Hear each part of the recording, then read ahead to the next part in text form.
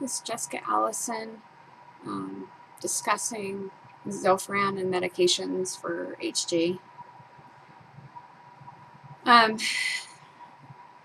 So I have been taking Zofran since my first trimester with this baby, and uh, it's conflicting to take medication. It's for me. It's really a tough decision, and I know it is for a lot of moms.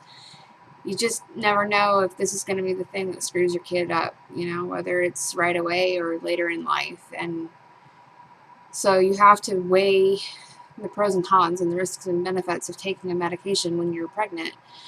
With my first HD pregnancy, with my second pregnancy, which was my first HD pregnancy, um, I was introduced to Zofran as an idea of taking it by my midwife.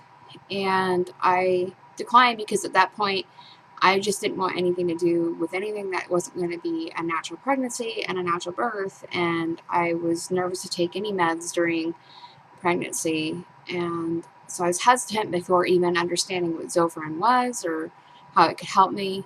And then when I went home and I read up on Zofran, I definitely was even more nervous to take it and had a firm no against it because that was in 2015.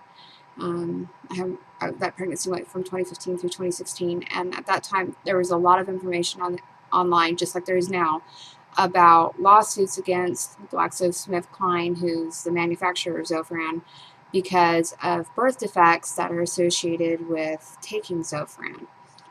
And so when I read about that going on, I had no hesitation at all whatsoever. It was just a firm no, I'm not going to take Zofran.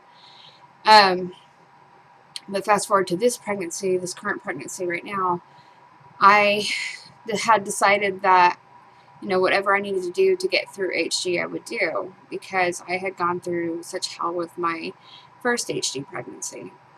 And so I knew Zofran would come up on the table as an option. And so I studied a little bit more about Zofran, not a whole lot because I didn't want to freak myself out. But um, in those few years between having my daughter and this current pregnancy, there have been some changes as far as the acceptance of Zofran.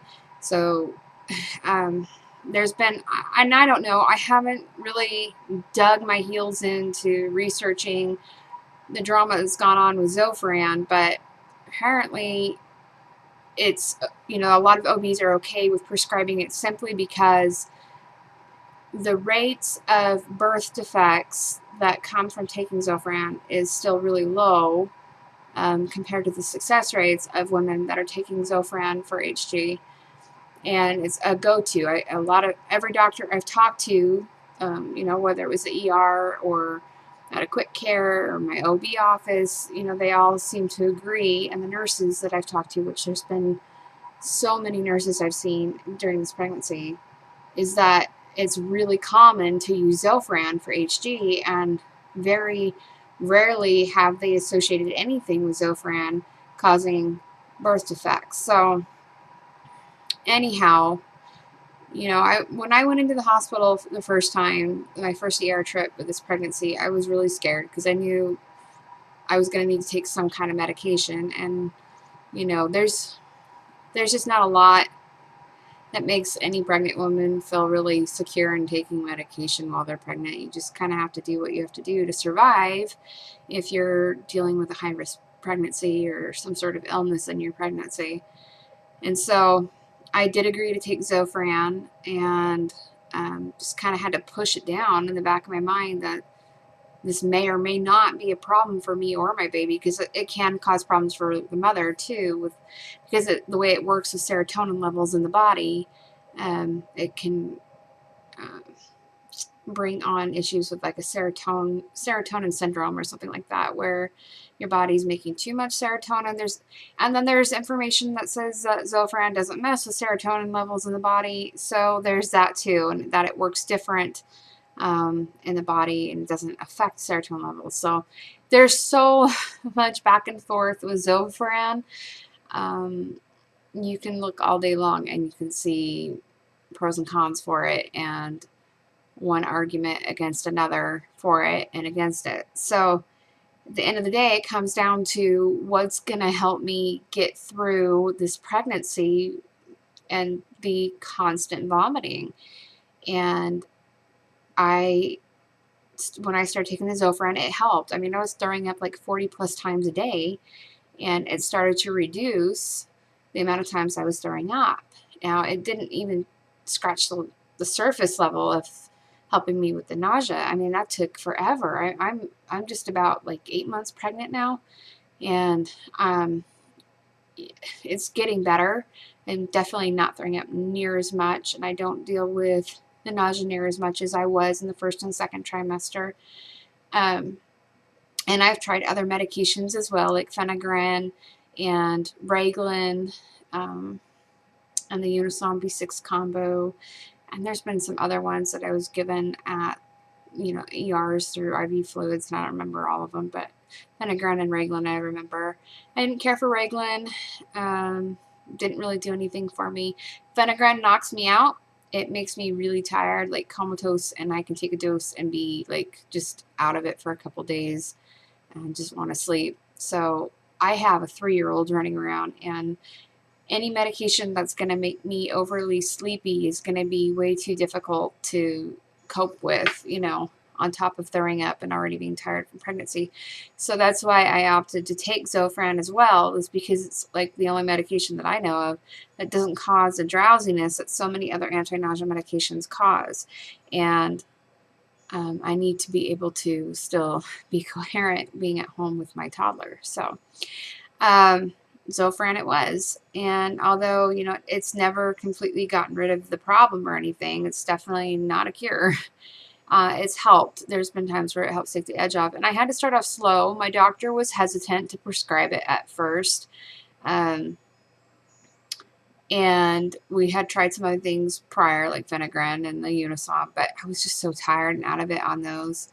So I was still in first trimester when I started Zofran. And I liked the fact that it didn't make me sleepy. But the side effects have been really bad, because the side effects are like constipation and migraines. And I've never really been a person that gets headaches. And the headaches are, they're awful. They're absolutely awful, the headaches that come from taking Zofran.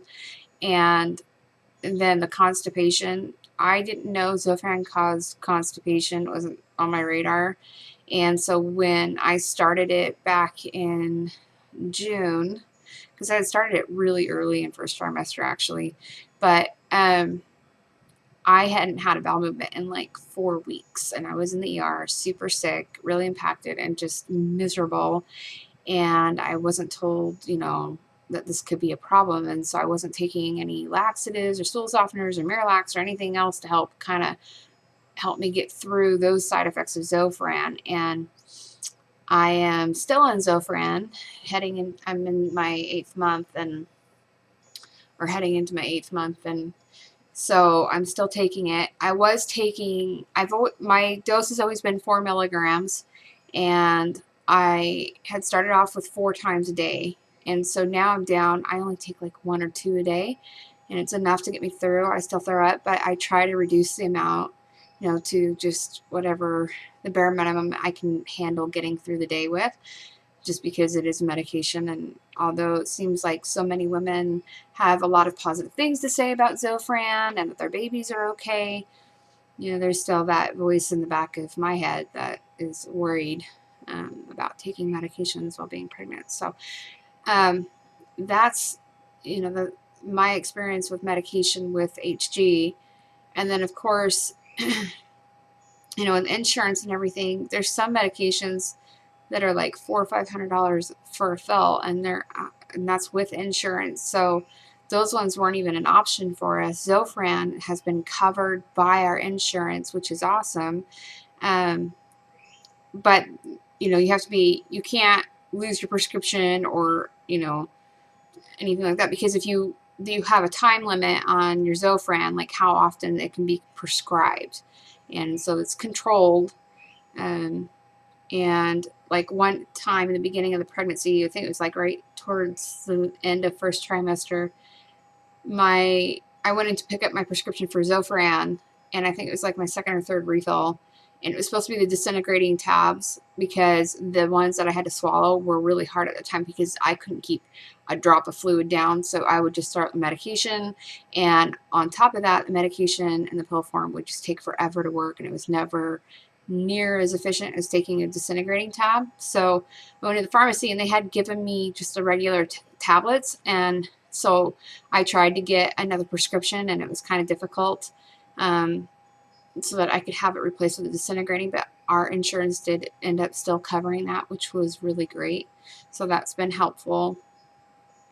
It's hard, like with my husband taking medication, he worries too, and he voices those concerns. And there have been times where, I'm in the ER and just really sick, and he'll say something like, "I hope this doesn't cause birth defects for our baby," or doesn't hurt our baby. And it's hard because I'm already dealing with those thoughts in my head, and then he voices them, and I understand where he's coming from, but it's hard to still not be frustrated being pregnant and sick, and then somebody, your husband or even anybody, just kind of chime in like, "I hope this medication doesn't, destroy our baby or your baby," and that's just, it's such a guilt trip, and it's scary, and it's anxiety inducing.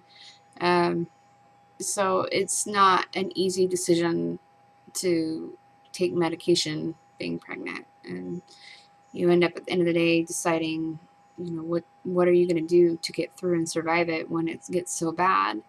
And so that's where I've been with just PICC lines and IVs and taking medications this time around to help me get through it. And honestly, I don't think I could have gotten through the severity of this pregnancy and the HG without meds and PICC lines and IVs getting me fluids. It's been really, really devastating and severe. So my first HG pregnancy, I got by on Unisom B6 and just slept and puked my way through the first 16 to 18 weeks of that pregnancy, and then it cleared up. But so far, I am still having lingering HG. It's not as intense as it was, but it is definitely still present. And so I am still on PICC line and still taking meds at 30 weeks.